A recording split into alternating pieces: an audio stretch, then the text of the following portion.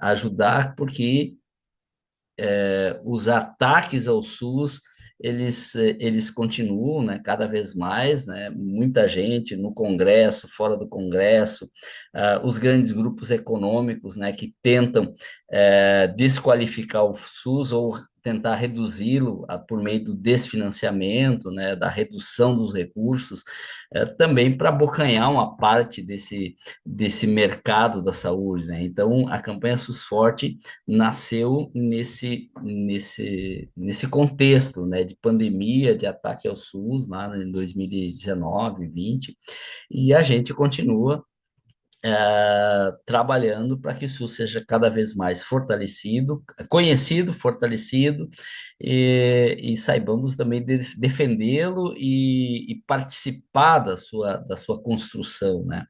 E a gente pensou agora em fazer, então, uma sequência de 3 lives para ajudar as pessoas que necessitam utilizar o SUS para que elas conheçam melhor, se conscientizem da importância desse sistema único, se conscientizem da importância do controle social, ou seja, a gente precisa participar também da construção do SUS por meio das conferências municipais e estaduais de saúde, ou seja, se o povo, se a população não participa, a gente fica sempre sem a possibilidade de controle desse sistema que é para todos, né?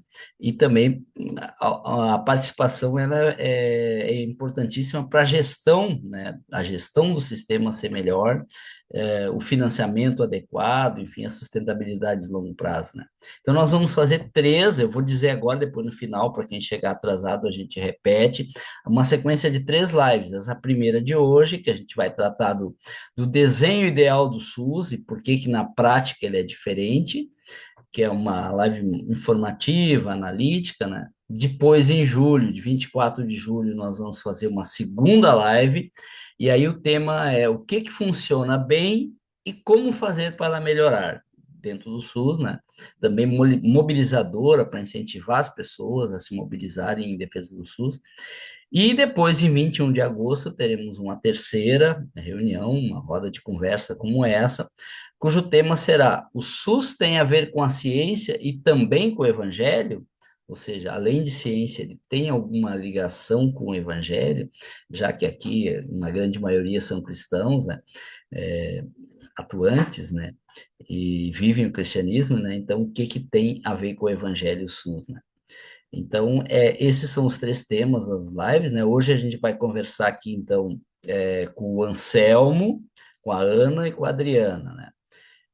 Eu vou apresentar primeiro o Anselmo, que ele vai começar o nosso tema, né? Que ele é odontólogo, ele é membro do Conselho Nacional de Saúde, portanto, é alguém que está lá no conselho que define também a atuação do SUS, né? Conhece bem, é alguém que tem uma longa experiência no SUS, ele é graduado em odontologia, tem especialização em odontologia social, fez mestrado em ciências fisiológicas e também fez especialização em saúde pública e administração hospitalar, além de também ter feito especialização em avaliação de políticas públicas, educação na saúde para perceptores do SUS. Então, eu já vou passar a palavra ao Anselmo para não tomar tempo de vocês e deixar para ele. Então, mais uma vez, seja bem-vindo, Anselmo. Pode. Boa noite a todas as pessoas, cumprimentando aqui o Jaime, né, e o Portela, enfim, toda, todo o movimento dos focolares que está aqui presente, também dos nossos amigos e amigas que aqui estão, que saíram do seu conforto para que, nesse momento, pudéssemos conversar um pouco sobre o desenho ideal do SUS e por que que na prática tem alguns problemas. E inicialmente quero também agradecer o honroso convite em nome do Conselho Nacional de Saúde. Eu no Conselho Nacional de Saúde represento a Federação Interestadual dos Odontologistas, a FIO, que é uma federação que tem 42 anos de existência e coordeno a Comissão Intersetorial de Saúde Bucal no Conselho Nacional. E agora fui indicado coordenador adjunto da Comissão Nacional de Ética em Pesquisa também do Conselho Nacional de Saúde.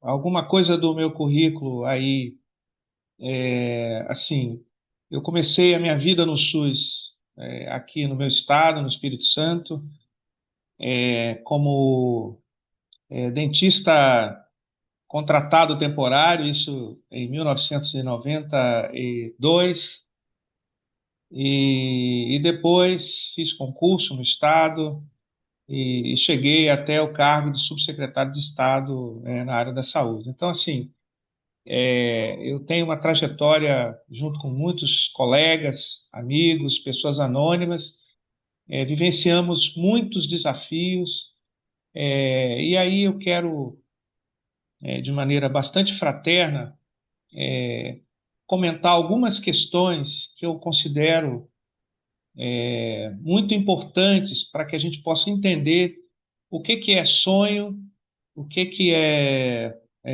desejo, o que que é sofrimento, o que que é angústia e por que que o SUS foi pensado da forma que aparece na Constituição Federal, e por que a sua construção ela enfrentou e enfrenta até os dias de hoje muita pressão e muitos adversários, inclusive alguns adversários dentro do próprio sistema, né?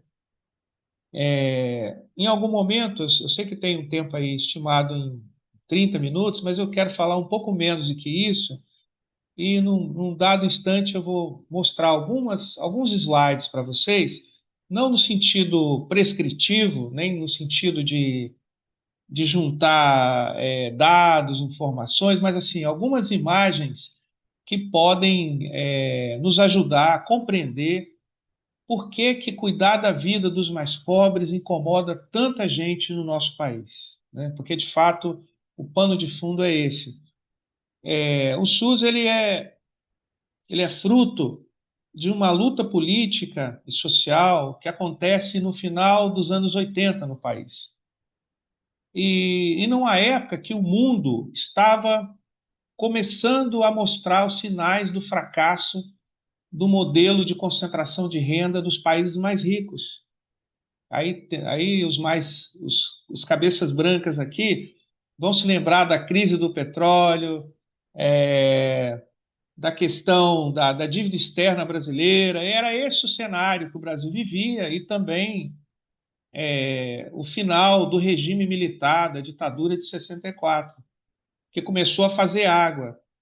E as pessoas que moram nos grandes centros vão de se lembrar que só havia dois tipos de brasileiros naquela época. Os brasileiros que tinham carteirinha da Previdência Social e aqueles que não tinham. E aqueles que não tinham, se tivessem recursos, eles poderiam acessar o sistema privado, que sempre existiu no Brasil. Aliás, o sistema privado de cuidar da saúde começou no estado de São Paulo em 1535, para o Brás Cubas, através da Santa Casa de Santos, que foi o primeiro equipamento de cuidado em saúde no nosso país, né? Então, a cultura dos nossos colonizadores chegou aí em São Paulo em 1535. Mas, enfim, voltando lá para cá, havia uma outra categoria de brasileiros que se chamava indigentes. Não sei se alguém sabe o que significa essa palavra, muitos aqui sabem. O indigente é aquele, era pior do que o morador de rua, pior do que o sem-teto. O indigente era o nada, exatamente o nada, né?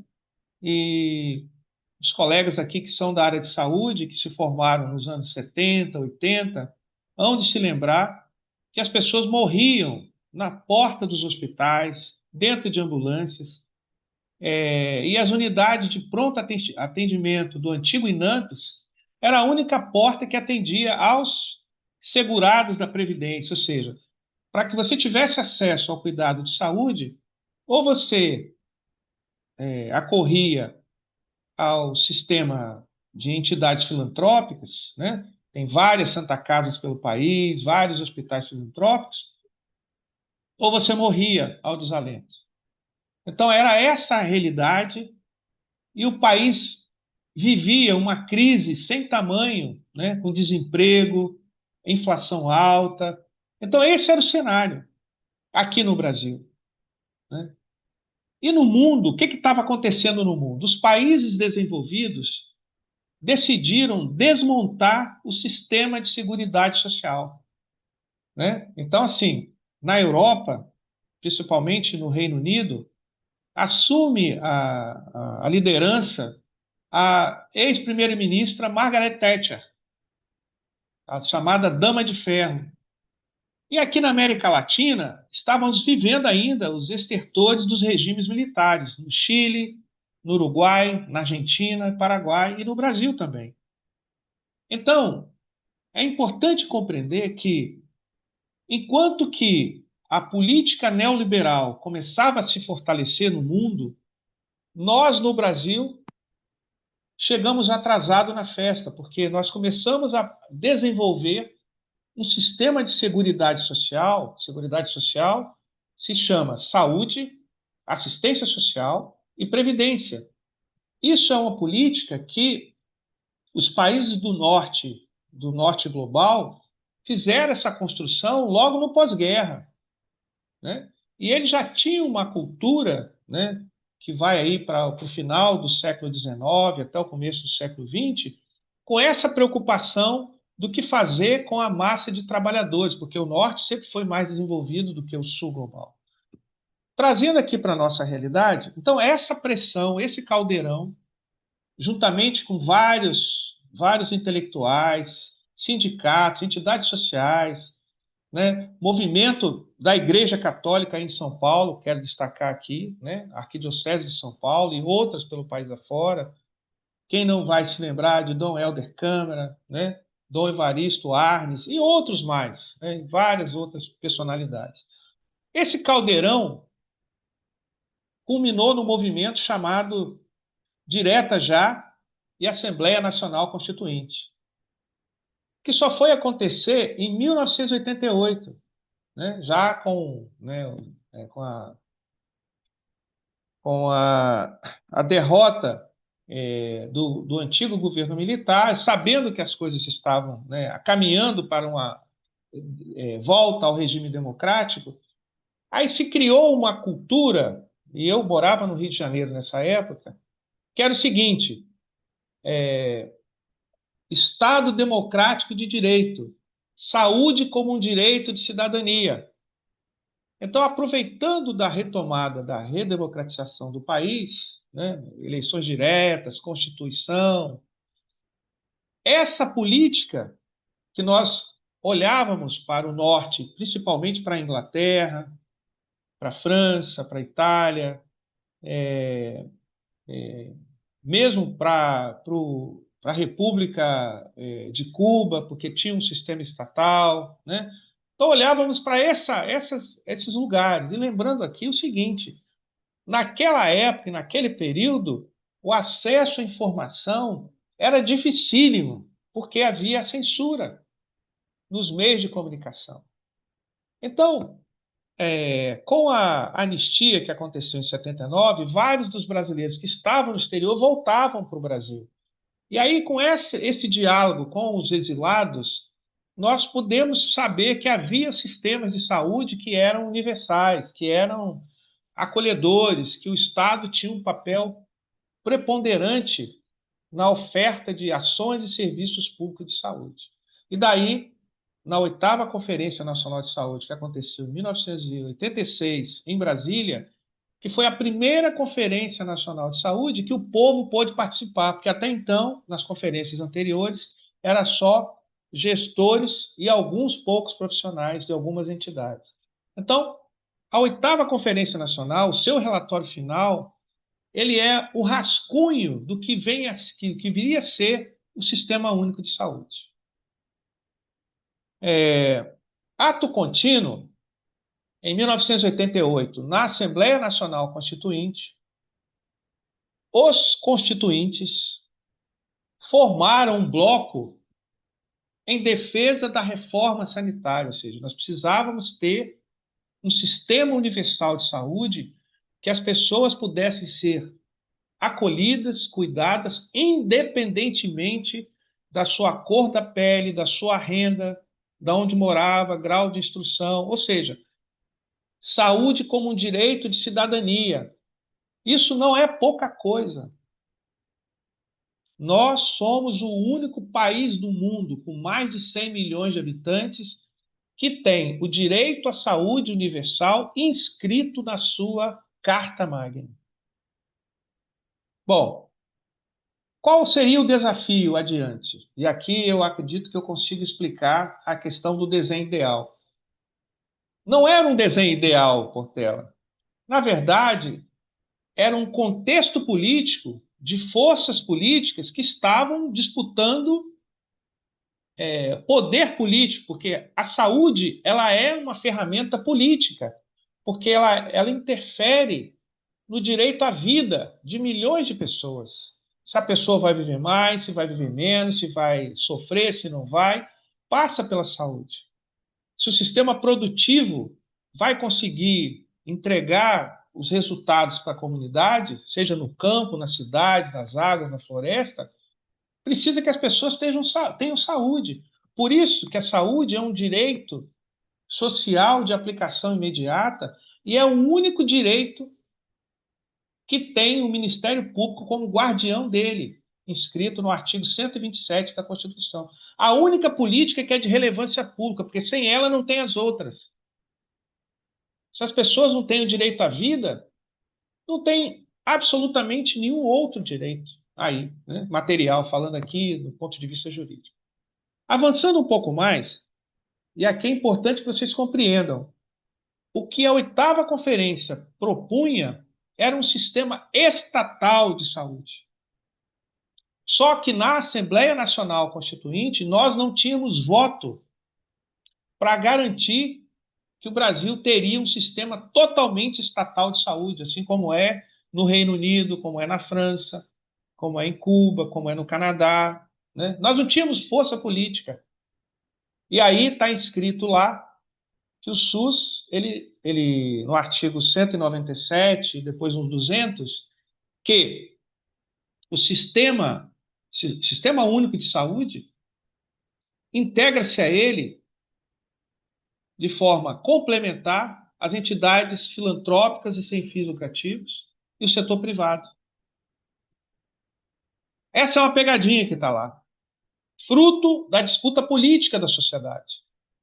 E uma outra pegadinha é que tem um artigo na Constituição que fala que a saúde é de livre iniciativa. Ou seja, na Constituição brasileira você tem essas contradições que são fruto da disputa política daquele momento do país. Bom, uma outra questão importante que explica aqui um pouco a questão do desenho ideal, e que não foi ideal porque os próprios constituintes, eles colocaram no ato das disposições constitucionais transitórias, no artigo 35, que 30% do orçamento da Seguridade Social deve ser aplicado em saúde. 30%. Muito bem. Nós estamos em 2025. Nunca, nenhum governo cumpriu isso. Um outro aspecto que eu penso que seria também muito importante para a gente reconhecer aqui os limites de um sistema universal de saúde é que, se você pegar Reino Unido, pegar a França, a Alemanha, pegar aqui na América Latina, vamos pegar Uruguai, por exemplo, ou Argentina, nesses países, o gasto público, ou seja, o gasto vindo dos impostos da sociedade em saúde, é maior do que aquilo que você gasta do seu próprio bolso. E hoje, em 2025, cada brasileiro gasta do seu próprio bolso 60% do gasto em saúde. Ou seja, o Estado só põe 40%, quando a gente precisava que o Estado colocasse 100% de recursos de impostos para financiar o sistema de saúde. Então, nós vivemos essas contradições que elas são fruto de uma lógica que o SUS se contrapõe desde o seu nascimento, que é o seguinte: no SUS está colocado que a saúde é um direito do cidadão, um dever do Estado, garantido mediante políticas públicas, sociais e econômicas que visam reduzir o risco de adoecimento sem prejuízo das medidas de promoção, proteção e recuperação da saúde. Ou seja, a lógica do SUS é promover a vida, certo? Promover a vida, proteger a vida e recuperar a saúde quando for necessário. E para que você possa produzir saúde socialmente, você precisa mais do que equipamentos de saúde. Você precisa moradia, alimentação, transporte público, educação, emprego, segurança pública, porque esse conjunto de coisas vai resultar em qualidade de vida. Então, essa lógica que o SUS coloca na Constituição, ela é um verdadeiro anátema, um verdadeiro sacrilégio para a cultura da morte. E por que eu falo isso? Porque evita-se a saúde para cuidar da doença, quando, na verdade, o SUS o tempo inteiro fala que é preciso promover saúde, que é preciso proteger a saúde, que é preciso recuperar a saúde. Então, e aqui para já concluir, já passar para os nossos colegas, neste momento, nós vivemos uma tríplice carga de adoecimento. Convive ao mesmo tempo na população brasileira doenças infecto-parasitárias contagiosas, e aqui nós vivenciamos atrás uma pandemia, que foi um evento extraordinário, né? Nós temos as doenças crônicas não transmissíveis, como, por exemplo, neoplasias, câncer, doenças cardiovasculares, doenças relacionadas à síndrome metabólica, que aqui tem uma colega médica que vai poder falar melhor sobre isso, doenças respiratórias, adoecimento em relação ao trabalho, e uma terceira causa, que é as chamadas causas externas, a violência nossa de cada dia, a violência no trânsito, alcoolismo, droga-adição, né? Homicídios. Então, todo esse conjunto de causas ao mesmo tempo. E uma quarta questão que eu incluo aqui, que é o envelhecimento rápido da nossa população. O Brasil ele está vivenciando um dos processos mais rápidos de envelhecimento populacional no planeta. Então, assim, outros países, os países mais ricos, eles enriqueceram primeiro antes de envelhecer. Nós estamos envelhecendo antes de enriquecer como país, né? E uma quinta questão que eu coloco aqui, que é muito importante, é a nossa população ela tem uma renda média muito baixa. Ou seja, a maioria do povo brasileiro, os trabalhadores assalariados, e aqui eu estou me referindo à população economicamente ativa do país, em torno de 45 milhões, mais ou menos. Se a gente pegar aqueles que estão sem carteira assinada, a gente pegaria aí 100 milhões de brasileiros, que quando você divide a renda do país, você vai encontrar aí uma renda que não passa de 2 salários mínimos, como renda média da população, né? Então, assim, nós somos um país extremamente, fortemente desigual, né? E isso também causa sofrimento, né? Eu queria incluir também as doenças mentais, o sofrimento psíquico como uma causa importante de adoecimento, né? Então, esse caldeirão de questões que são enfrentadas enfrentam um sistema público de saúde que tem problemas de gestão, a gente tem gestão fragilizadas, a gente tem subfinanciamento, e aqui do governo Temer até o final do último governo, a gente teve um desfinanciamento do sistema público de saúde. E quando você desmonta uma estrutura que está sendo construída com muita dificuldade. Para você reconseguir, ressignificar tudo isso, leva tempo.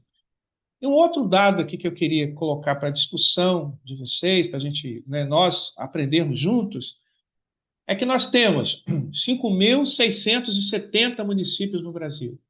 Desse total, 3.671 municípios são com menos de 50 mil habitantes.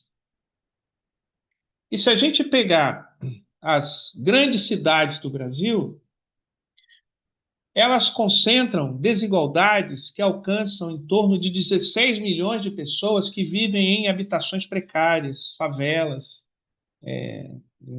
ocupações, enfim. E aí, se você juntar com mais aqueles que moram nas periferias das grandes cidades, aqui eu estou me referindo a São Paulo, Belo Horizonte, Rio de Janeiro, Recife, Salvador, Fortaleza, Porto Alegre, Curitiba, né, Brasília, Goiânia, então, Manaus, Belém. Então, se você pegar essas regiões metropolitanas, nós alcançaríamos aí 28 milhões de brasileiros que vivem em situações absolutamente precárias, né, com dificuldade de acesso a saneamento básico, a alimentação adequada, ambientes insalubres, não é? Então, assim, diria para vocês que acaba que o Sistema Único de Saúde, sendo a ferramenta política, a política pública que mais oferece esperança e fé para os brasileiros, principalmente para esse conjunto de pessoas, né? E aí, essa realidade, e aqui eu coloco um dado da minha área, por exemplo, 40% dos brasileiros não conseguem uma consulta sequer no dentista. Uma consulta, né? De cada 10 brasileiros, 4 não conseguem, né? E aí, quando a gente analisa que essas desigualdades na oferta do serviço de saúde são emblemáticas, e que entra numa contabilidade daqueles que estão de costa para a população, uma contabilidade de tipo, eu não estou vendo esse sofrimento, né? Eu estou lá diante do computador, diante de números, então eu não consigo perceber que para uma pessoa na Grande São Paulo, por exemplo, para sair de uma região, Capão Redondo, por exemplo, né? Para ir numa consulta no outro lado da cidade, ele vai gastar muito dinheiro e tempo. Então, essas questões do acesso ao serviço público de saúde, que se liga com o transporte público, que se liga com a segurança pública, que se liga com quem as mães vão deixar seus filhos, a falta de creche, escola adequada. Então, essa realidade social, ela se liga com a política pública de saúde de uma forma muito forte num país como o nosso. E aqui, concluindo, de maneira bastante fraterna, o SUS ele é um sistema que ele tem como base a democracia participativa.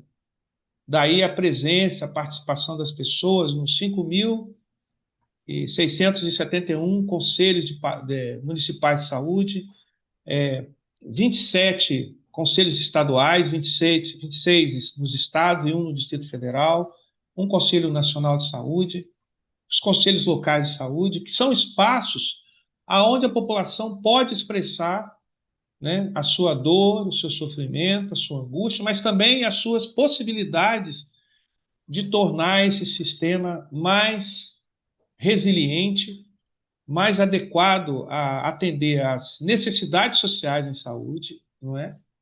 E que tenha profissionais vocacionados a cuidar das pessoas, que é isso que fundamentalmente o SUS significa para mim como sanitarista, como profissional de saúde, né, que, né, minha vida inteira sempre foi na área pública, e sinto que o SUS não é uma solução para o problema, não. O SUS é a esperança de dias melhores para a nossa população, com saúde, ou seja, para que as pessoas possam viver mais e melhor. Muito obrigado. Obrigado, Anselmo, por essa bela explanação. Eu queria, antes de passar a conversa para as nossas próximas convidadas, dizer para todo mundo que depois da explanação da Adriana e da Ana Beatriz, a gente vai ter um momento para perguntas. Então, vocês podem ir preparando as suas perguntas para os nossos convidados, e aí depois a gente vai. Vocês podem fazer diretamente, ou se não quiserem fazer, podem escrever no chat ali, escreve no chat a pergunta que a gente faz. Eu faço a pergunta aos convidados, mas vocês vão poder fazer diretamente. Então, eu queria passar a palavra agora para a Ana, né? A Ana Beatriz Fortes, ela é fonoaudióloga, especialista em audiologia e mestre em ciências da saúde. Ela é de São José dos Campos, São Paulo. Então, a Ana vai dar um depoimento de como é que é o trabalho dela, de como é que ela tem atuado no SUS ao longo desses anos. Contigo a palavra, Ana. Obrigada, Jaime. Boa noite a todos, a todas, né? Como ele disse, eu sou fonoaudióloga. Primeiro eu vou dizer que eu vou me apoiar aqui no escrito para não correr o risco de delongar, tá bom? Então, eu sou fonoaudióloga, eu atuo como audiologista realizando exames de audição. Eu tive o privilégio de cursar uma faculdade federal, uma faculdade pública, com uma estrutura de hospital-escola. Então, dessa maneira, desde muito cedo eu tive contato com a saúde, o atendimento público da saúde. Depois, quando eu fiz a fonoaudiologia, ela era uma profissão recente no país, então não se tinha empregos públicos, né, diferente de hoje. Eu comecei a atuar no sistema privado e motivada pelo cristianismo, né, nas palavras de tudo que fizeres ao menor dos meus, é a mim que o fazes, eu realizei, e sempre atuei na área de audiologia, eu realizava exames com preço social e até como cortesia, e quando as colegas me perguntam por que eu faço isso, eu simplesmente digo que eu devolvo para a sociedade o privilégio que eu tive, né, de cursar uma faculdade pública. Uma vez que, sendo branca, mulher, que cursou rede particular, mesmo se eu fui bolsista, né, e na época não se tinha cotas, o acesso a, a essa faculdade pública era prioritariamente desse grupo, né? Então, na verdade, eu me sinto só devolvendo à sociedade aquilo que eu recebi dela. Há 2 anos, como resultado de um concurso, eu fui admitida num ambulatório médico de especialidades, o ANE, em vários estados do país têm, que é uma instituição de prestação de serviço médico gerenciado pelo Estado. Neste ano que eu trabalho aqui em São José dos Campos, nós somos contratados via uma OSS, uma Organização Social de Saúde. Eu disse que eu tenho inspiração cristã, isso é de longa data, então é muito natural que o tratamento que eu fazia na rede privada, né, que é o meu atendimento particular da saúde suplementar, fosse igual à da rede pública, né, ao do ano. Então, eu tenho um hábito, após realizar exames a audiometria, né, que são exames auditivos, como em crianças, como reforço positivo após o exame, eu dou uma cartelinha de adesivos, né? As crianças escolhem o adesivo que querem. Então, para mim foi muito natural ir para o SUS, para o ANE, os adesivos foram juntos, né? Então, quando as crianças ali fazem, elas também escolhem o seu adesivo, né? Ali no AME, como audiologista, eu realizo vários exames auditivos, entre eles tem um que se chama PEAT, potencial evocado auditivo do tronco encefálico. Dentro do público atendido existem vários públicos para esse exame, mas entre esse público tem bebês nascidos de mães sifílicas. Essas crianças ali no AME são prioridade, eles têm um acompanhamento de perto até os 2 anos de idade. Esse exame a gente pode fazer sem sedação ou sob sedação, mas sempre o ideal é que se tente sem sedação, principalmente se for crianças pequenas, 2 meses, 6 meses, e daí vai se vendo, né? As condições ideais para a realização desse exame é a criança dormindo. Porém, como muitas vêm de cidades distantes, né? E elas vêm de transporte da prefeitura de origem, portanto, elas saem de madrugada, né? E são grupos de pessoas, porque é um grupo de pessoas que vem daquela cidade.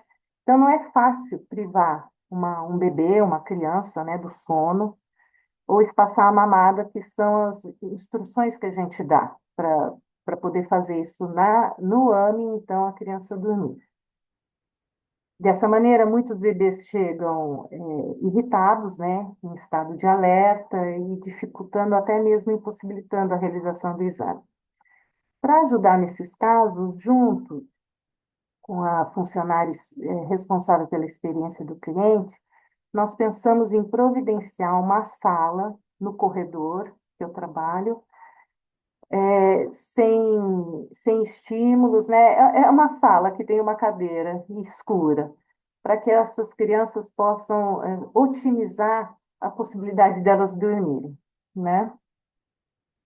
Depois também, eu muitas vezes, na tentativa de fazer essa criança dormir cedo, a gente tentar fazer esse exame, eu também, com a permissão dos pais, peço se podemos usar a tela. E isso significa eu usar o meu próprio celular, com os meus dados móveis, porque o AME não disponibiliza o Wi-Fi para nós, né? E também, entre outras tentativas, também tem eu não seguir a minha agenda de forma rígida. Então, muitas vezes eu começo um exame, paro esse exame, faço uma outra criança, uma outra pessoa, né? E isso muitas vezes faz com que eu precise me estender no horário, mas eu procuro fazer isso pensando mesmo que cada indivíduo é um e tem a sua necessidade, né? Eu procuro, então, da minha parte, procurar opções junto ao setor administrativo e ou assistencial para garantir possibilidade da realização, da melhor realização desse exame. E depois, muita conversa com esses pais. Eu estou dizendo especialmente desse grupo, né, de pais, de crianças que nasceram de mães que tiveram sífilis ou tiveram sífilis pós-parto, né? As crianças. Muita conversa para esclarecimento da situação e a necessidade desse acompanhamento rígido, né, dessa criança. Depois, como eu mencionei, eu aplico vários testes de audição e cada um deles tem um objetivo e são indicados para públicos distintos. Eventualmente, a gente tem agendado um determinado teste, eu percebo que a pessoa precisa de outro teste. Eu estou com o equipamento ali, né? E eu, no meu começo do trabalho, eu simplesmente aplicava os testes. E eu, ai, fulano precisa isso, eu vou fazer isso. Daí eu fui advertida, porque eu não podia estar fazendo os testes, né, sem comunicar, né, minha chefia e tudo mais, até porque existe uma questão de faturamento desses exames, porque é um serviço terceirizado, né? Mas então eu fui ali, junto com a administração, para procurar se existia um caminho, né? E existe um caminho, e é um procedimento burocrático, essa é uma alternativa. O que acontece é que isso exige da minha parte um trabalho extra de preenchimento de papelado. Mas eu novamente sou motivada por esse amor a esse indivíduo, né, a esse próximo. Eu gosto muito de uma frase que Madre Teresa falou, que ela diz, né, o que eu faço é uma gota no meio do oceano, mas sem ela o oceano será menor. Eu procuro achar soluções dentro do SUS para o melhor atendimento do usuário, porque eu acredito mesmo que é um direito dele, é um direito nosso, e eu, como profissional, eu não estou fazendo um favor. mas eu estou cumprindo um papel na sociedade para torná-la mais equitativa e solidária. Conclu- Concluíste, Ana? É isso? Muito obrigado, então, pelo teu depoimento, Ana. E agora eu quero chamar, já para não tomar tempo, a nossa outra convidada, Adriana de Oliveira Barbosa, que é clínica generalista da Estratégia de Saúde da Família.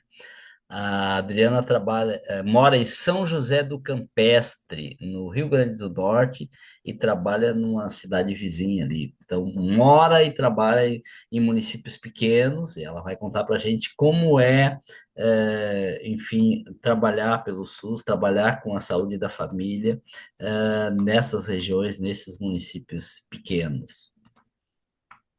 Contigo, Então, Adriana. boa noite. Boa noite. Eu me formei aqui na Universidade Federal do Rio Grande do Norte, né? E desde o estágio da faculdade veio essa quase que apaixonante, né? Essa ideia de seguir no SUS, né? De seguir no atendimento ao público em comunidades, em atender justamente essas pessoas, né, os mais carentes, né, de ajuda. Então, assim, me formei, logo os caminhos se abriram para esse, como eu queria, como eu desejava, né? E veio uma oportunidade de trabalho no interior, e eu logo aceitei, comecei, já estou há 22 anos nesse percurso de atendimento pelo SUS, né? É uma escolha, né? Não quis fazer nenhuma uma residência, nenhuma coisa mais específica, porque eu queria justamente estar ali, né? Nessa ponta. Que o Anselmo disse bem, é assim, essa construção do SUS, o desenvolvimento do SUS, as pessoas que estão pensando o SUS, né? E eu estou naquele outro extremo que é lá na comunidade, né? Onde estão aqueles que são usuários do SUS. E nós também, né? Que somos também usuários. Então, assim, estando ali, né, nesses 22 anos, estando atendendo assim, eu tenho princípios super resolutivos, né, que realmente a gestão está trabalhando e elaborando, né, investindo no atendimento SUS para o município, né, e que a gente vê a resolutividade, o atendimento, a prestação do serviço, a especialidade que vem, não que o usuário tenha que se deslocar a uma capital, né, mas a especialidade que vem ao município, os exames de até média complexidade, né? Então, e também vem municípios que, infelizmente, a gente encontra, né, assim, essa deficiência de gestão dos recursos, deficiência de atuação dos conselhos de saúde, né, que realmente às vezes só assina de olho fechado, né, as recomendações ou as atas de reuniões e tudo. Então, assim, eu vi assim que às vezes a população simplesmente caminha como se fosse uma massa, aceitando tudo. Ah, é assim mesmo, né? Talvez aquele pessoal mais antigo, é assim, sempre foi assim, né? Mas não precisa ser sempre assim. Essa minha atuação como médica, eu procuro, assim, atender aquele que chega todo. Eu não só, assim, boa tarde, bom dia, e o que você tem, tá aqui a receita. Não. Vamos sentar, vamos conversar. Às vezes o paciente nem quer sentar, tão acostumado assim, ah, o doutor nem olha para mim, né? Chega lá, eu quero só é trocar a receita. Mas não, vamos sentar, né? Como é que o senhor está, ou a senhora, essa criança, né? Então, assim, nesses 22 anos eu tenho procurado aperfeiçoar, né? De acordo com a demanda que se apresenta ou a situação atual, o momento atual que a gente vive, né? De acordo com o momento. Eu procuro, assim, avaliar aquele paciente, não é? Então, assim, hoje em dia a gente está encontrando muitos adolescentes com ansiedade. Então, conversar com os pais, né? Eu posso ir além dali só de ouvir aquela queixa daquela mãe, né? Mas conversar como é que funciona em casa e tal e tal. Na escola, como está, né? Vem muitos também professores, então de chegar e orientar um professor, olha, podia acontecer assim na escola, né? A gente fazer também esse pacto, né? Vamos dizer assim, saúde, a escola, né? A família, né? Porque não depende só dali do atendimento em si. E também, assim, a estratégia de saúde da família trabalha sobretudo com prevenção, né? Então, é muito mais, menos dispendioso até, eu penso, prevenir do que tratar. Então, a gente, assim, se preparar para um atendimento em grupo, né? Tipo hipertensos, diabéticos, gestantes, crianças, né, idosos, grupos de tabagismo, agora tem algumas políticas para grupos de obesidade. Então, assim, a gente procurar se esforçar em atender esses grupos, não é? Assim, independente também de, eu sei que a gente tem ali a rotina de uma UBS, né? É produção, né? É toda uma meta, são indicadores, mas dá para fazer, né? Pelo menos a minha experiência, né? Eu sei que é cansativo, passamos do horário, até horas de almoço assim diminuídas, reduzidas, né? É transporte que não tem para a gente ir em algum lugar, mas de repente eu posso ir no meu transporte, dependendo da situação. Então, assim, trabalhar nas condições que a gente tem, né? Mas fazer o máximo que eu puder fazer, né? Inclusive orientações. Às vezes as pessoas seguem, eu digo seguem como uma massa porque não tem a condição de entender que tem direitos, né, que podem buscar esses direitos, onde buscar esses direitos. Então, se eu tenho conhecimento, eu passo, eu oriento, procure esse setor, procure aquele conselho, né, procure aquela comissão, procure essa secretaria, aquela outra. Então, assim, dá os caminhos também, não é?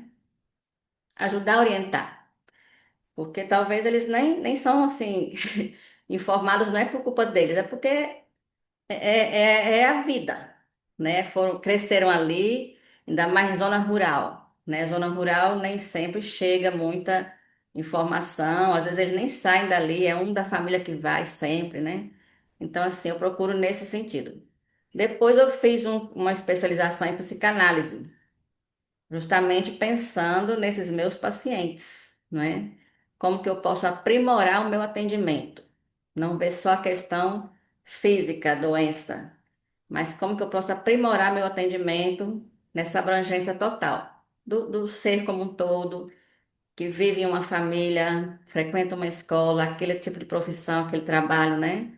Aquela atividade. Então, assim, isso ajudou bastante, né? Porque eu também procuro ali, assim, ir além, né? Então, assim, eu acho que esse percurso no SUS, ali na pontinha, né, junto com o usuário, a comunidade, a gente também ajuda, né? Ajuda a levantar questões, ajuda a levantar discussões, ajuda a abrir os olhos, ajuda a direcionar, né, os caminhos nossos todos. Então, é essa a minha experiência pelo SUS.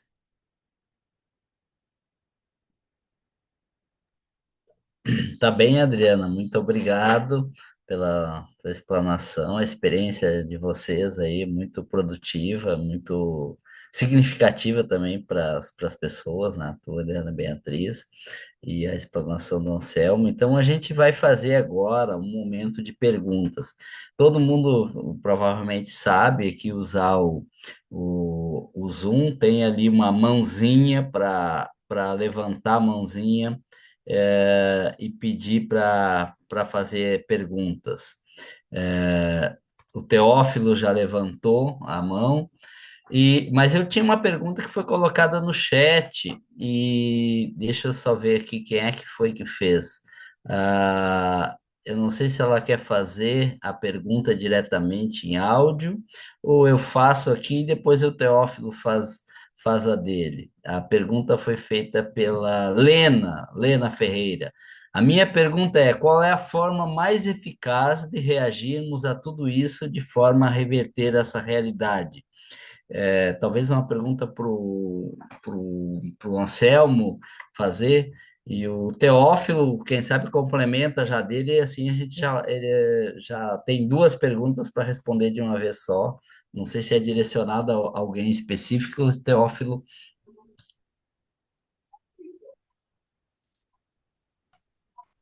Pode falar? Teófilo? Opa, Pode falar? fala. Sim, Boa pode. noite. Boa noite. Estou falando do Piauí. Eu. Tá escutando, né? Pode falar direito. Pode? Sim, estou Tá. escutando, pode falar. Eu estou falando do Piauí. Eu me apresento como o pessoal me chama aqui, um dinossauro do Sul, né?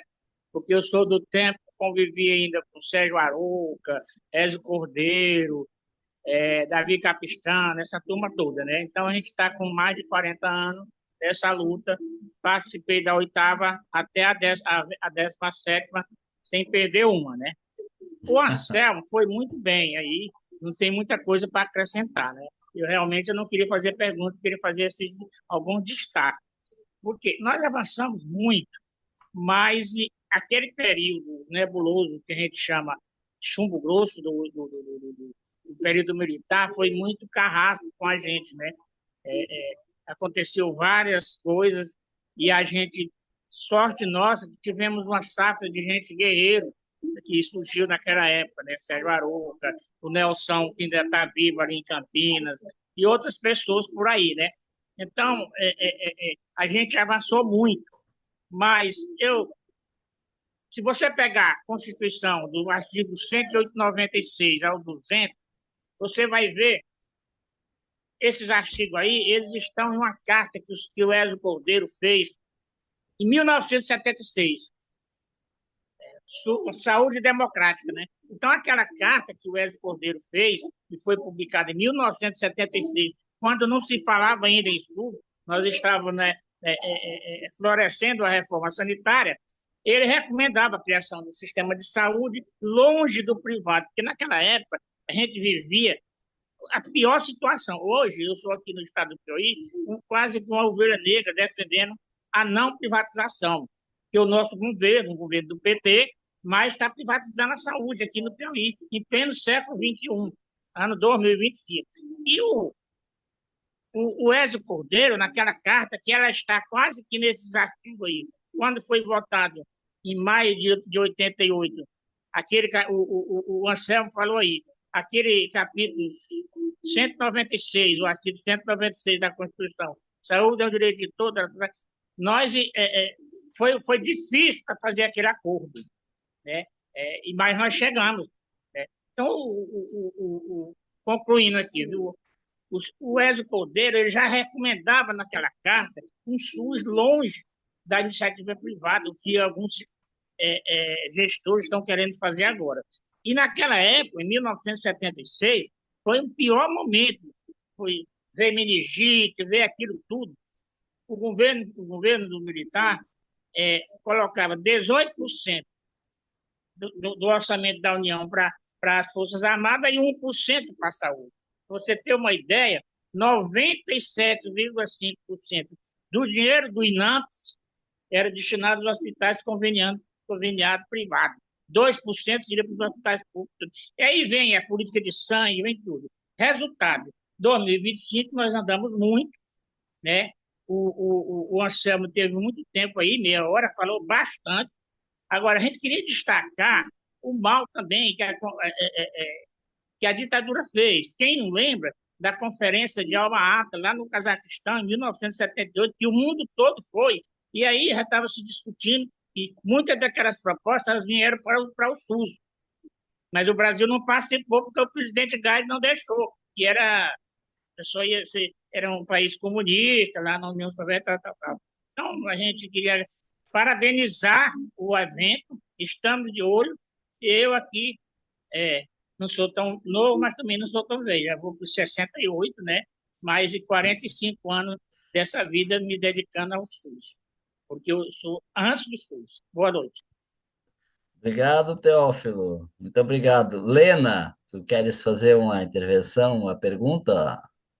Então, só para complementar a pergunta, porque me chamou a atenção quando o Anselmo traz a questão do que está escrito oficialmente lá no SUS, que ele mesmo se contradiz, né? Então, e a gente está vendo isso na prática hoje, né? Que já não é mais como era lá no início, há 20, 30 anos atrás, né?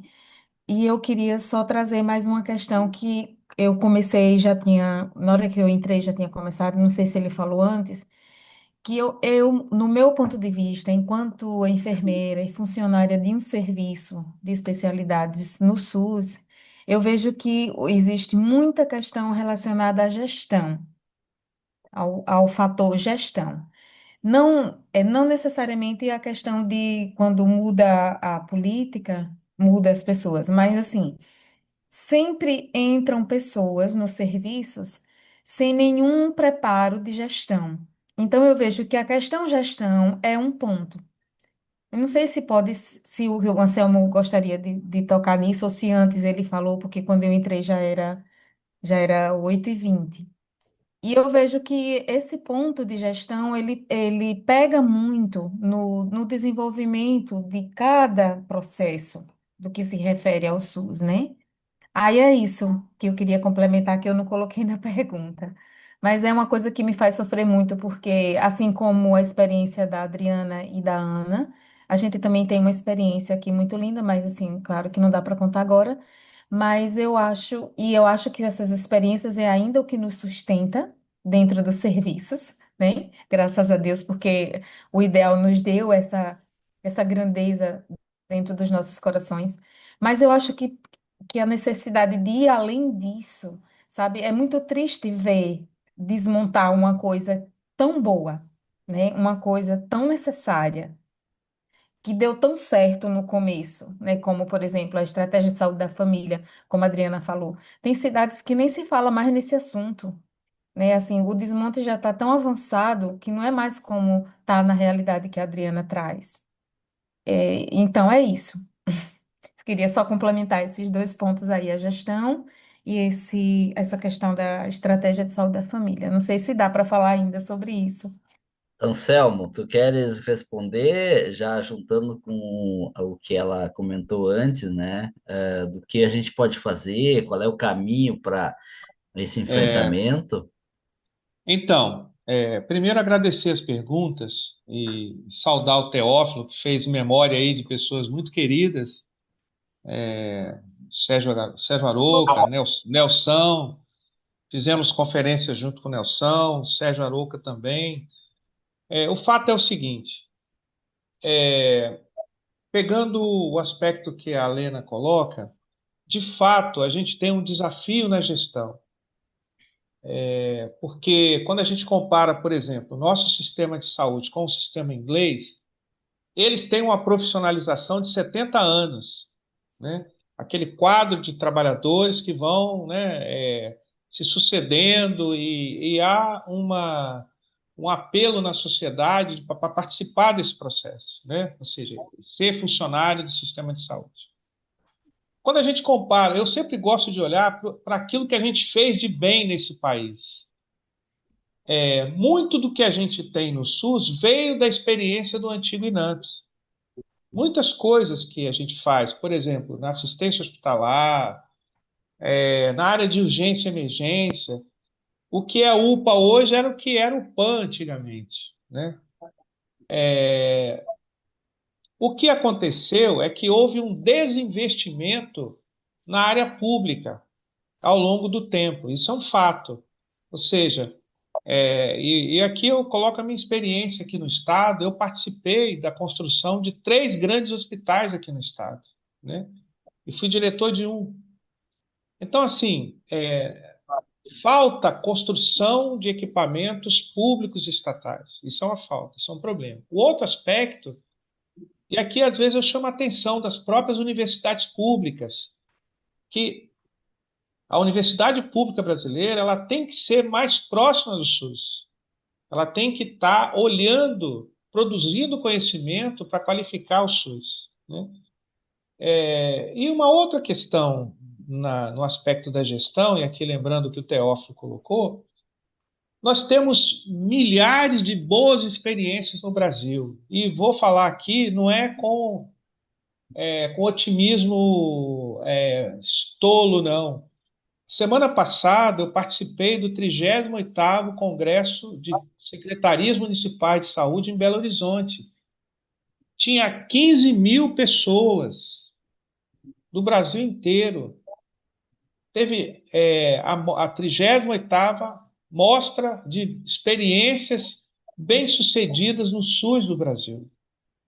O que acontece é que essas trocas, elas precisam ser do conhecimento público. A mídia corporativa, eles não têm interesse em mostrar isso. E eu saí eu participei de duas mesas de debates com secretários municipais de vários lugares do Brasil, e a gente sente o entusiasmo. Eu saí de lá com a alma enxaguada, lavada de esperança, porque nem tudo está perdido. E eu penso que a campanha nossa, SUS Forte, ela pode ser também um espaço para que a gente mostre as experiências exitosas que a gente tem espalhada pelo país afora, de pessoas como a Adriana e a Ana, que estão fazendo a diferença onde estão. Então, assim, eu não, eu, assim, eu acho que tem muita gente barulhenta, que, na verdade, eles não são muitos, mas eles são muito mais barulhentos do que nós, né? Então, eu penso que eu defendo o SUS, né? E eu participo de um movimento aqui que se chama Defensores do SUS. Nós temos que espalhar essa boa nova para as pessoas, porque é assim que a gente vai contagiar. É aqui fazendo analogia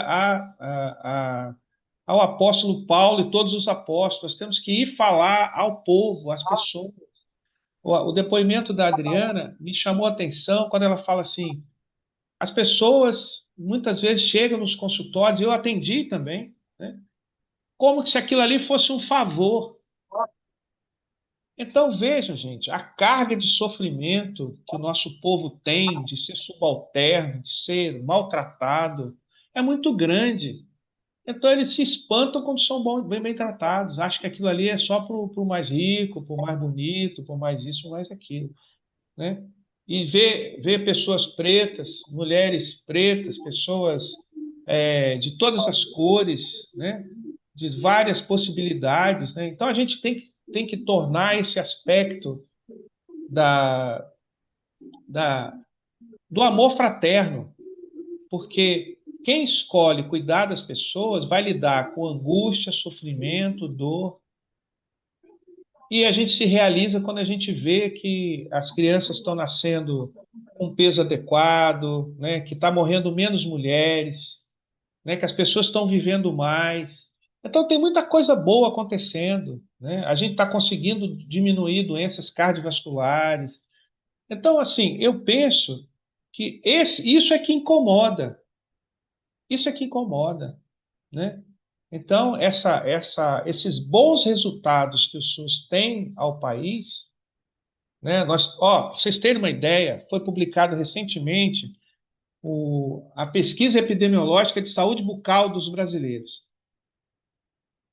O nosso índice de cárie dental aos 12 anos, a quantidade de crianças com cárie zero no Brasil é maior do que nos Estados Unidos. Isso em todas as classes sociais, né? Então, são conquistas da sociedade brasileira, né? A questão das consultas, né, durante a gestação. Muitos planos de saúde não chegam nem perto do SUS na questão do cuidado no pré-natal, na gestante. Então, todas essas coisas incomodam aqueles que ganham com a doença. Isso, para mim, é o grande pano de fundo. Então, nós temos que fazer como os apóstolos faziam, né?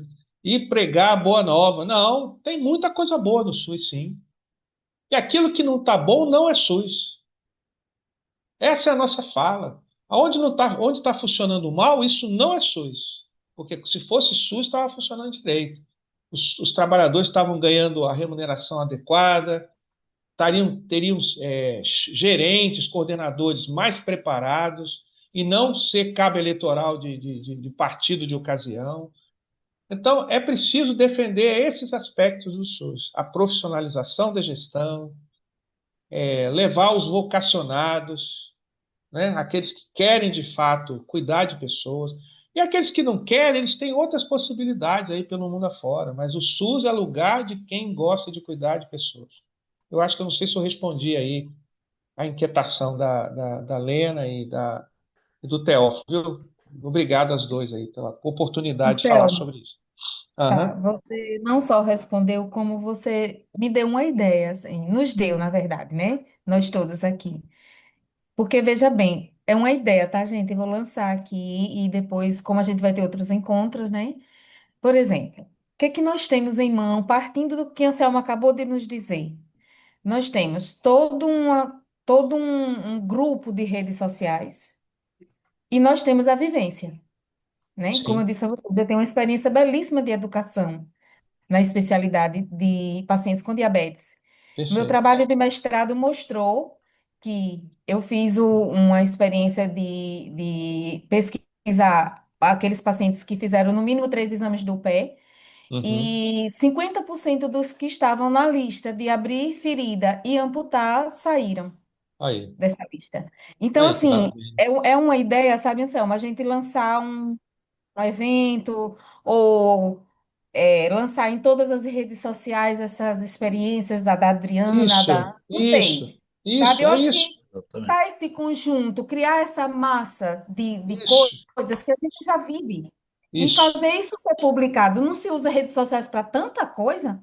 Tá exatamente. entendendo? Porque assim, eu fiquei indignada ontem com essa questão de aumentar o número de deputados. Pelo amor de Deus, um país que está precisando de redução de gastos, para que esse povo lá? Fazendo o quê É pra isso gente, aí. né? Sem querer trazer a Verdade. política agora, tá, gente? Desculpe. Mas assim, é porque isso me inflama muito, sabe? E eu acho que nós temos um potencial nessa direção que o Anselmo trouxe agora. O que é que nós É, temos de bom? Então, quantas pessoas estão vendo isso? Tem Quantas na, pessoas sabem que nós somos 44? Quanto nós somos internos no Brasil?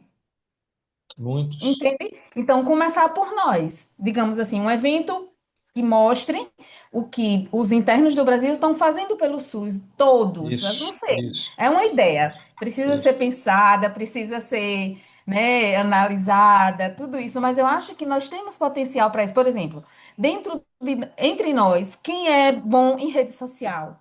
Tem Quem é bom em muitos. planejar isso? Quem é bom em publicar isso? Tem, Porque até tem, isso tem especialista. Meu filho é um especialista nisso, mas ele não participa. Mas nós temos dentro, entre nós, tem. quem é especialista nisso e que pode fazer isso chegar a não sei quantas milhões. Quando a pessoa quer publicar uma coisa, por exemplo, esse evento que aconteceu aí recentemente na mídia, da brasileira que morreu lá não sei aonde. O Tem. mundo inteiro está sabendo disso agora. Então nós É, temos como chegar. Eu acho, sabe, Anselmo, é uma ideia, só uma ideia, desculpe. é a fermento na própria massa campanha. esse. A própria campanha do SUS Forte teve um período que a gente fazia várias publicações nas redes sociais, né? Então é uma ideia para levar em É, conta, né? claro, claro, Obrigado, claro. Leno. Jorge, doutor Jorge Cury queria fazer uma pergunta, tá com a mãozinha levantada ali, Jorge. Vai lá. Áudio, Jorge. Liga teu áudio. Isso, Oi, oi. Tá me isso. ouvindo? Agora sim, pode falar. Tá. Desculpa, acho que a transmissão que eu precisei colocar no celular não está muito legal. Então, olha, muito obrigado. Acho que foi ótima, foram ótimas as apresentações e as perguntas também, né? Até rememoraram aí algumas figuras, inclusive aqui da minha região, em Campinas, que foram meus professores e alguns eu convivo até agora, como o Nelson, o Sérgio Arouca, né? O Nelson convivo, encontro ainda eventualmente, já participei de muitas reuniões com ele. E realmente são pessoas emblemáticas que ajudaram a construir o SUS no Brasil. E eu sou oriundo da Unicamp, da faculdade, estou lá ligado ainda. Atualmente estou numa situação de gestão da região de saúde aqui de Campinas.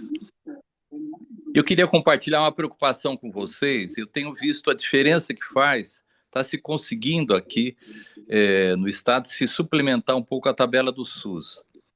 E eu estou vendo a diferença que isso faz. Não é nenhum milagre ainda, mas acho que houve um esforço político para se conseguir fazer isso. E eu tenho certeza realmente que esse desfinanciamento compromete muito a gestão. Não tem como a gente evitar hoje a necessidade do atendimento das especialidades em várias áreas, com aumento da longevidade, das doenças crônicas, etc. E aproveito para fazer uma outra pergunta também, né? Primeiro é como a gente melhorar realmente o financiamento. A tabela do SUS não é modificada há mais de 10 anos, né? Talvez 15 anos. A gente percebe o esforço, esse jogo no Congresso é extremamente complexo, né? O que nós precisamos fazer? Pergunto para o Anselmo, que está aí ligado ao Conselho Nacional de Saúde, eu tive presente na última conferência, o que nós precisamos fazer para conseguir melhorar o financiamento, para favorecer uma gestão melhor. E gostei muito também das apresentações da Ana B, da Adriana e também até dos comentários depois da Lena, etc. Como é que nós podemos fazer melhor a integração da saúde básica, né, como saúde da família, e as próprias especialidades também, que eu percebo que isso é uma coisa que atrapalha bastante, né? Existe uma refila, muitas vezes, inclusive, né, desses pacientes. Eu sei que mudar hábitos da população não é uma coisa tão simples, né? Acho que é um outro esforço extremamente interessante que pode ser feito através do SUS, sobre essa questão dos hábitos e até se copiar bons exemplos, né, boas experiências que existem em outros países, em outras regiões, inclusive do Brasil. Eu acho que essa ideia de fazer um marketing positivo, concordo totalmente, precisamos fazer apologia dessas experiências exitosas, né? Mas eu gostaria de colocar essas preocupações. O problema do financiamento mais efetivo, que tem que se procurar, acho que persistentemente no nosso país, a exemplo de outros países que já conseguiram fazer isso e têm números muito melhores, indicadores muito melhores, né? Tivemos já a oportunidade de conviver e conversar com muitos colegas que trabalham no Canadá, em países da Europa como o Reino Unido, na Austrália, em outros países que conseguem fazer isso de forma mais equilibrada.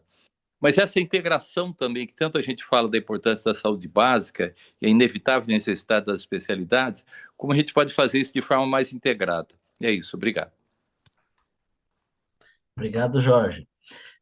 Anselmo, não sei se é você que vai tentar responder essa questão ou se uma das outras duas colegas quer tentar uma resposta, mas eu queria agregar, eu acho que uma das questões que também, em relação às especialidades, na questão formativa, dos profissionais, porque enquanto em algumas áreas tem profissionais sobrando, em algumas outras falta muitos profissionais, há um desinteresse muito grande dos profissionais da saúde que entram na universidade, na fonoaudiologia, na enfim, pediatria, neuropediatria, até nas áreas afins, que aí não é a medicina diretamente, mas fisioterapia e outras funções, outras áreas que talvez não são aquelas que são mais, enfim, que têm carreiras mais promissoras, inclusive no setor privado, portanto, elas são muito mais procuradas dentro da universidade pública também, e isso acaba acarretando dificuldades, né, no atendimento da saúde das pessoas. Psiquiatria, alguém colocou ali também, né?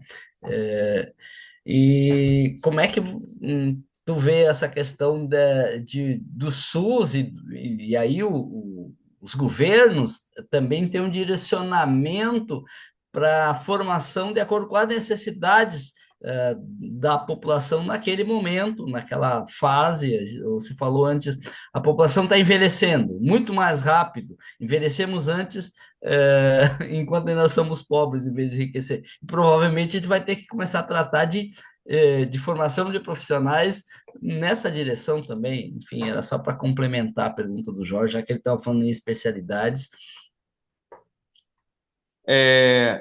Então, só para que a gente entre com algumas informações muito importantes aqui, né? Eu estou aqui na mão com. Nós fizemos a análise lá no Conselho Nacional recentemente de um documento do SUS que se chama Relatório Anual de Gestão. É o RAG 2024 do Ministério da Saúde. Nós tivemos o ano passado 215 bilhões de reais e 900 milhões. Foi o orçamento do Ministério da Saúde. E o piso, né, constitucional, e aqui a emenda constitucional 86 de 2015, coloca que a União entra com 15% da chamada receita corrente líquida da União Federal. Bom, isso deu 214 bilhões. Ou seja, nós tivemos aqui uma inclusão importante o ano passado, que foi 10,6 bilhões da despesa do piso da enfermagem, tá? Dentro desse 215 bilhões aí. O que eu quero dizer aqui com isso? De 2016 até 2022, a gente teve desfinanciamento, tá certo? Perda de receita. Nesse período, quem mais colocou dinheiro no custeio das ações e serviços públicos de saúde foram, pela ordem, os municípios, os estados e, por último, a União Federal. Ao longo dos últimos 25 anos, houve uma queda da participação da União Federal no financiamento das ações de saúde. Ok? Esse é um dado, né, que está lá disponível, né, no Ministério da Economia, da Fazenda, e também no site do Ministério da Saúde, através de um documento que se chama SIOP, Sistema de Informação do Orçamento Público em Saúde. E aqui, respondendo ao Dr. Jorge, agradecendo inclusive pelas perguntas, né, e que elas são extremamente objetivas aqui, que é o seguinte: se a gente olhar o Brasil, os 26 estados e o Distrito Federal, e se você pegar pelo PIB de cada estado, ou seja, dos estados mais ricos para os estados mais pobres, nós vamos observar que nos estados mais ricos da federação, e aqui a gente pega o mais rico, que é o estado de São Paulo, o tipo de adoecimento, o tipo de demanda para o sistema de saúde, ele é muito diferente do que acontece lá no Rio Grande do Norte, da Adriana, ou lá no Piauí, do Teófilo, lá, né? Isso por quê? Porque à medida que você tem mais riqueza social, ou seja, que você tem mais renda da população, e a renda média no estado de São Paulo ela é maior de todas da região sudeste, é a maior do país, você vai ver que muitos dos problemas evitáveis são resolvidos com políticas públicas, né? Acesso a saneamento, transporte, alimentação, empregos de melhor qualidade, porque aonde você tem mais indústrias, mais serviços especializados, você tem uma remuneração maior, então você distribui a renda melhor. Houve uma discussão o ano passado no Conselho Nacional que era que os estados tivessem um papel mais preponderante no financiamento à saúde, que os estados tivessem o papel de coordenação, como manda a Constituição, do que acontece no seu estado. Ou seja, a Secretaria Estadual de Saúde de cada estado, ela cuidasse de enfrentar as desigualdades no acesso à saúde, alocando mais dinheiro, mais profissionais, mais investimento, para que você pudesse ter recursos mais disponíveis para tratar exatamente aquilo que o Dr. Jorge coloca. Ou seja, à medida que você consegue, por exemplo, monitorar o paciente que tem hipertensão arterial, né, essencial, que tem diabetes, né, tipo 2. Você consegue monitorar esses pacientes para que eles não evoluam, né, para um acidente vascular, ou para um infarto agudo do miocárdio, ou para um diabetes mais complicado. Você vai diminuir a necessidade de procedimentos de maior custo, né, para essas pessoas, que muitas vezes acaba chegando tarde, né? A gente quase que acompanha a pessoa aí perder a vida de uma forma mais sofrida. Então, assim, se a gente pensar na racionalidade, no uso dos recursos, e aqui sem fazer seleção apartheid, né? Do tipo assim, não, eu vou pegar aqui o dinheiro e vou dar para quem bater mais na porta, para quem contratar advogado, para quem, enfim, de você conseguir identificar isso como estratégia de saúde da família, prever, ou seja, você vê quais são os grupos mais vulneráveis na sua área, na sua microárea, e você vai gastar energia com essas pessoas para que elas não evoluam para quadros mais complexos, mais caros, e aí sobra recurso para você cuidar daquelas doenças raras, aqueles adoecimentos mais complicados, o paciente com deficiência, né, as pessoas com deficiência. Ou seja, se a gente conseguir que os recursos possam ser melhor alocados, eu vou dar um exemplo aqui bastante simplório. Se a gente pegar os estados do Sudeste brasileiro, os 4 estados, Espírito Santo, Minas Gerais, São Paulo, Rio de Janeiro, que concentra uma população que mais de 80 milhões de brasileiros moram nessa região, a quantidade de recursos de média e alta complexidade que tem aqui, se você juntar o setor público e privado, daria para a gente atender quase que a população do Brasil inteira. Então, tem uma lei na economia da saúde que chama o seguinte: lei do efeito adverso, ou seja, quanto mais recurso uma pessoa tem, mais ela vai ter oferta de serviços de saúde. Ou seja, quanto mais dinheiro você tem, mais você vai ter oferta de serviço de saúde, só que você não vai ter tanta necessidade dessa super oferta de serviço de saúde. Então, eu tenho um exemplo assim que eu gosto muito de citar, foi o que aconteceu em Curitiba. Curitiba, há muitos anos, Belo Horizonte também, uma certa época, todos os serviços de saúde no território de Curitiba são contratados do Sistema Único de Saúde, através de um registro de preço que a Prefeitura de Curitiba faz, como aqui o Jorge falou da questão do reajuste da tabela. Porque se nós estamos dizendo que o serviço de saúde do Brasil ele é estatal, ou seja, o SUS é o serviço público do país, tudo que está abaixo é menor. Tanto que a saúde suplementar ela é regulada por uma agência do Ministério da Saúde chamada ANS. Ou seja, a gente talvez aqui, viu, Jorge, eu colocando aqui essa situação de Curitiba como exemplo, ou de Belo Horizonte também, porque ou a gente incorpora tudo que nós produzimos como sociedade de competência técnica, competência social, econômica, para produzir cuidados que conseguem melhorar a vida do povo, isso tudo tem que estar à disposição da maioria da população. Vou dar um dado aqui. O Sírio-Libanês, o Einstein e a Beneficência Portuguesa têm mais leitos SUS do que o próprio Estado. Então, assim, quando você coloca o sistema privado para gerenciar a política pública, isso lembra a fábula grega, ou romana, e depois eu não sei, que é a lenda do sapo do escorpião atravessando um lago.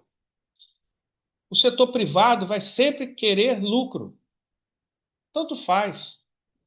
Então, No caso da saúde, a política pública ela é destinada a gerar superávit social, ou seja, eu quero que o dinheiro investido na vida das pessoas devolva a ela a capacidade de produzir e tomar conta da sua própria vida. Esse é o lucro que a gente tem. No caso do setor privado, não, né? Ele vai trabalhar com a lógica de que quanto mais doente eu tiver, mais eu vou faturar do Estado. Então, assim, eu queria só lembrar isso para a gente não esquecer que saúde é um direito fundamental e que a Constituição brasileira, no artigo 1º, fala que a República Brasileira ela é fundada no princípio da dignidade da pessoa humana. E para você ter dignidade, você precisa gozar de boa saúde, né? Bom, não sei se eu respondi aí as indagações que o Dr. Jorge fez. Obrigado, obrigado. E o Portela também e o Jaime também colocaram. Vera, você está com a mão levantada ali. Não sei se a gente está já com 1h40. Daqui um pouquinho temos que acabar, mas eu ia sugerir para a Vera e para o Alemão, para Ah, os sim, dois isso. É, exatamente. fazer de uma vez só a pergunta. Vera, tu primeiro e depois o Alemão, ou a pergunta ou consideração, enfim, que aí a gente ganha um pouco de tempo.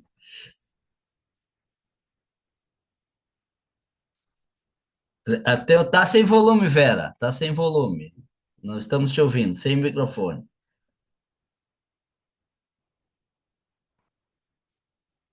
Tem que ligar o microfone. Pronto, Isso. vou ser breve. Eu trabalho no SUS, sou assistente social aqui na Prefeitura de Jundiaí, quase 12 anos. Para destacar um pouco o trabalho da Adriana, né, que é médico de família, é super importante. Aqui em Jundiaí nós temos clínica da família, temos a estratégia da família.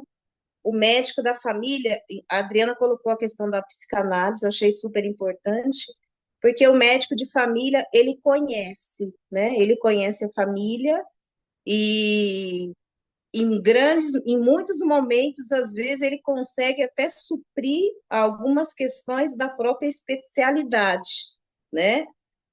Pelo fato da a fila da especialidade, ela é sempre muito grande, né? Então, em alguns momentos, o médico consegue suprir essa necessidade. Então, assim, para dizer da importância, também da importância das equipes multidisciplinar. Não sei, nasce, né? Não sei como está aí pelo Brasil, mas aqui em Jundiaí é a equipe multidisciplinar.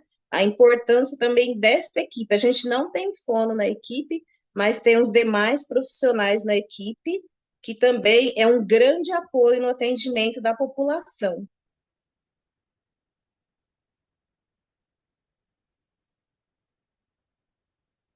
Eu queria dizer que eu trabalhei 40 anos no hospital público aqui em Porto Alegre, Hospital da Criança Conceição, e o Grupo Hospitalar Conceição, que consta de 4 hospitais, presta um atendimento fantástico para a população do Rio Grande do Sul, para a população do sul de Santa Catarina.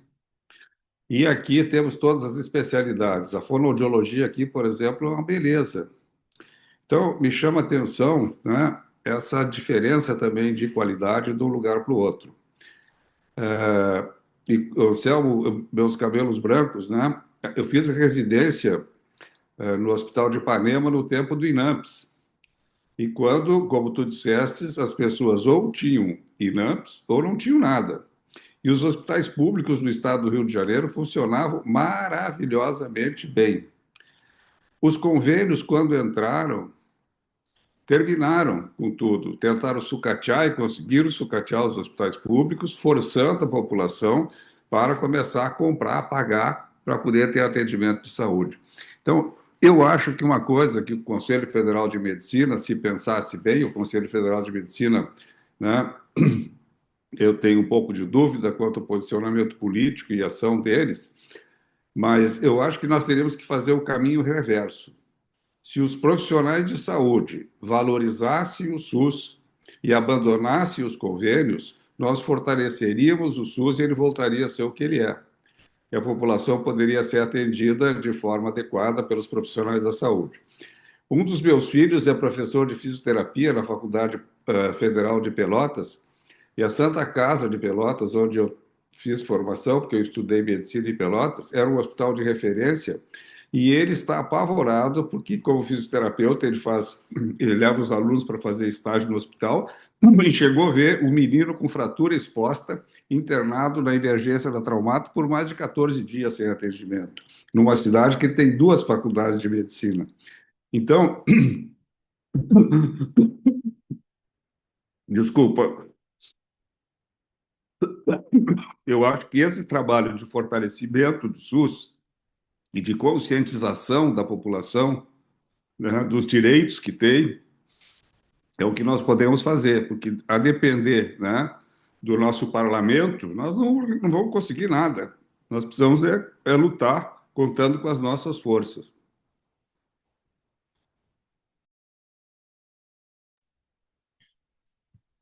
Concluíste, Alemão? Alguém quer fazer algum comentário? A própria Adriana e É a Ana isso. Beatriz, É. que não responderam a nenhuma pergunta, quiserem fazer mais um comentário, que a gente está se encaminhando para o final, né? Né, Portela? Não sei se, mas eu acho que já estamos para o final, né? Se quiserem fazer algum Sim, complemento.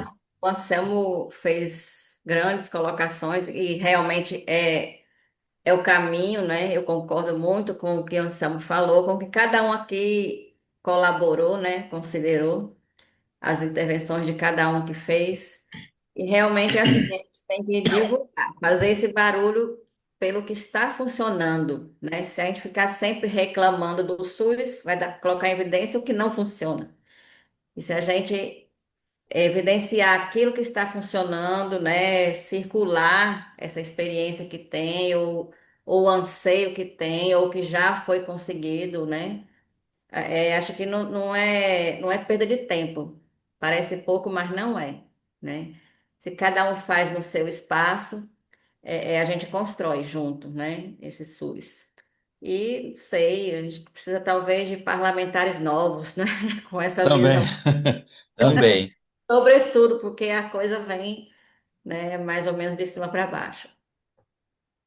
Tá bem. Acho A que Ana quer dizer alguma coisa, Ana? a Ana também, né? Acho que ela. Não, não, Vocês- eu agradeço e eu faço minhas palavras da Adriana, precisamos de quem manda, precisamos votar melhor, né? Sim. Sem Mais dúvida. gente votando melhor. Tá Eu certo. eu não me inscrevi, Jaime, mas eu vou falar Ah, alguma coisa assim, Portela. Ah, por só, favor. só, só reafirmando um pouco o que a Adriana falou, assim. Então a gente está um ano e meio das próximas eleições majoritárias, né? E a gente e precisa mudar esse parlamento, entendeu? Esse parlamento em que 72% dos componentes desse parlamento são ou empresários ou do agronegócio. Então, sobra aí 28% de pessoas oriundas de outras áreas. Então, fica difícil defender os mais pobres, como disse o Anselmo, que essa é a verdade. O SUS nasceu com essa característica que eu acho muito linda, que é a equidade. Quer dizer, você tem que dar mais para quem precisa mais.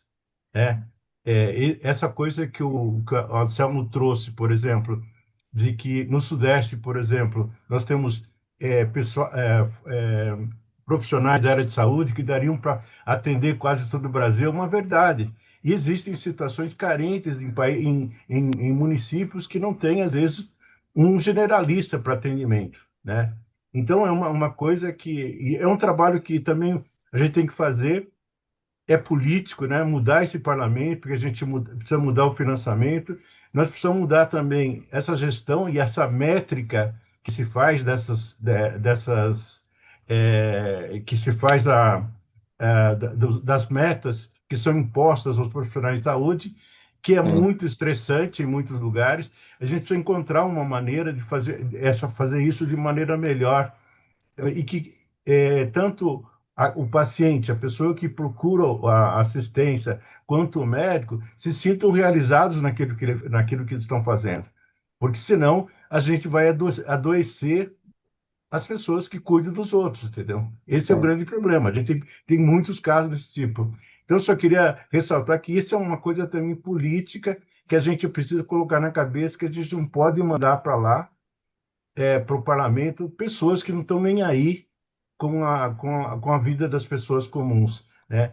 E o controle social, que eu acho que a intenção um pouco da live era justamente fazer com que todos nós nos preocupássemos com o controle social, porque as coisas, eu gosto muito de uma frase do Pepe Mujica, né? Pepe Mujica, ex-presidente do Uruguai, que faleceu há pouco tempo. Ele disse o seguinte, que o sonho dele, que ele achava que ia mudar o mundo quando ele estivesse no governo. E ele falou, e era um ledo engano, porque não se muda lá, se muda a partir da sociedade civil, entendeu? Então, acho que nós, como controle social, temos essa responsabilidade. Eu acho que se a gente conseguir um pouquinho passar para vocês nessa live esse sentimento de cuidar do SUS, porque o SUS é o maior sistema de saúde que tem, né, no mundo, e atende a todos, né? Mesmo aqueles que têm plano de saúde precisam do SUS e muito, né?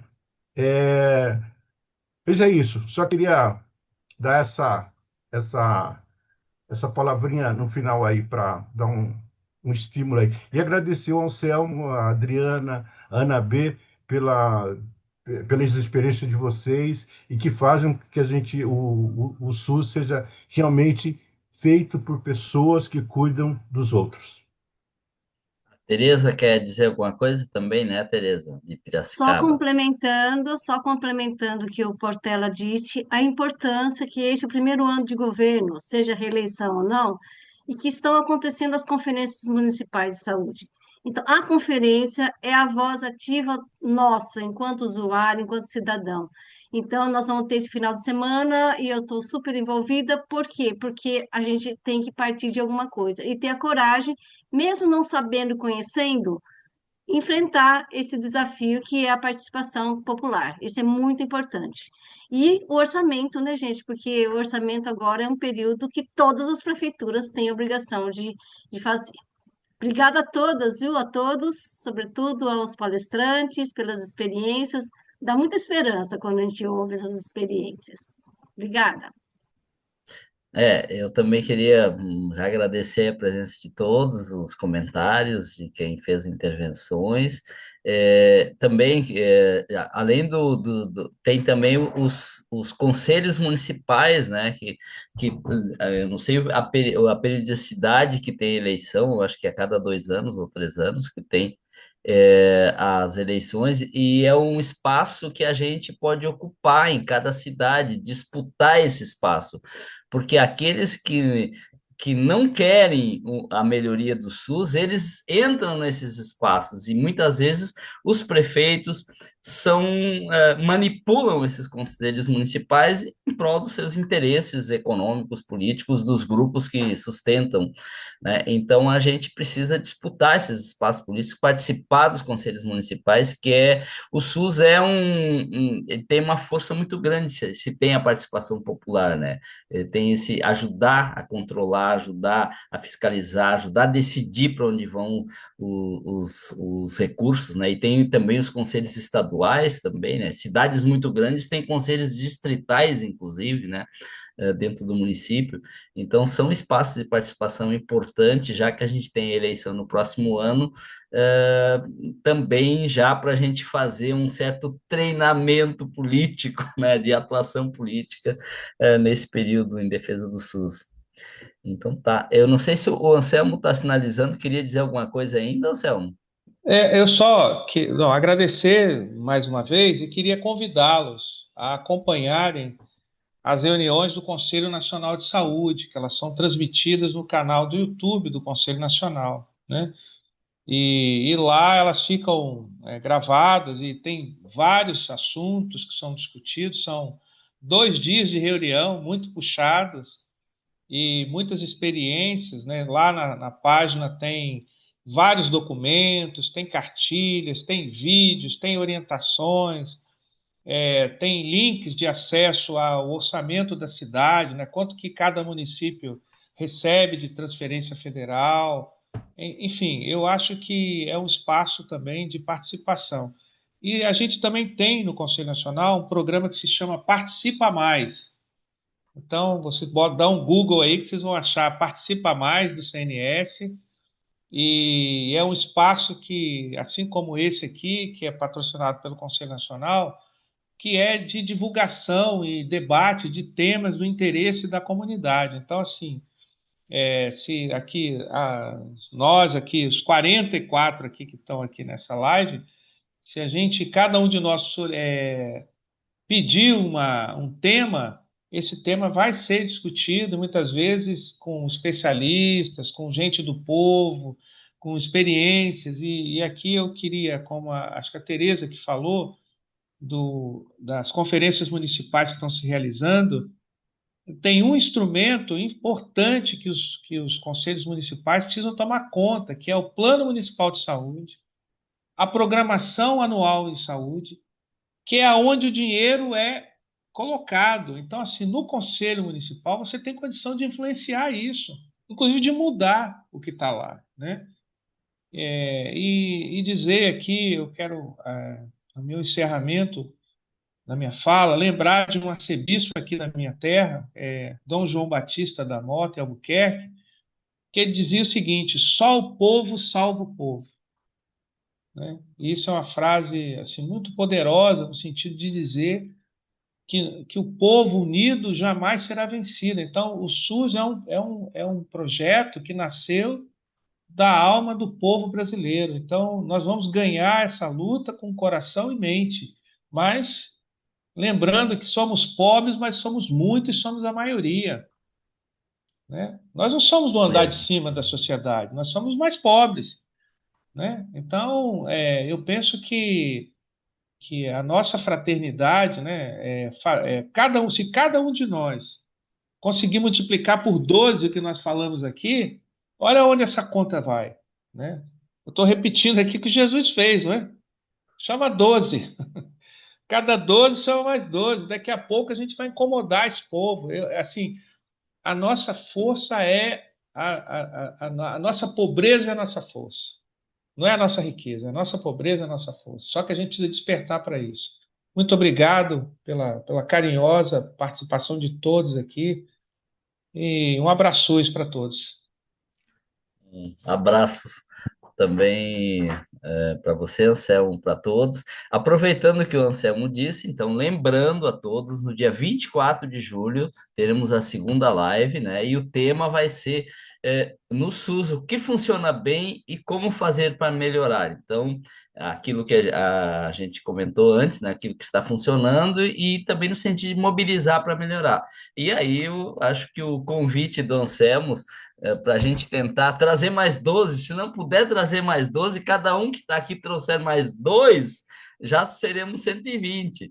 Então, fica o meu convite a todos para a gente, no dia 24 convidar mais pessoas, certamente, porque precisamos transformar isso num movimento forte que atinja mais pessoas, né? E meu muito obrigado a todos, a cada um que dispôs do seu tempo aqui para falar aos outros e quem ficou assistindo pacientemente durante quase 2 horas.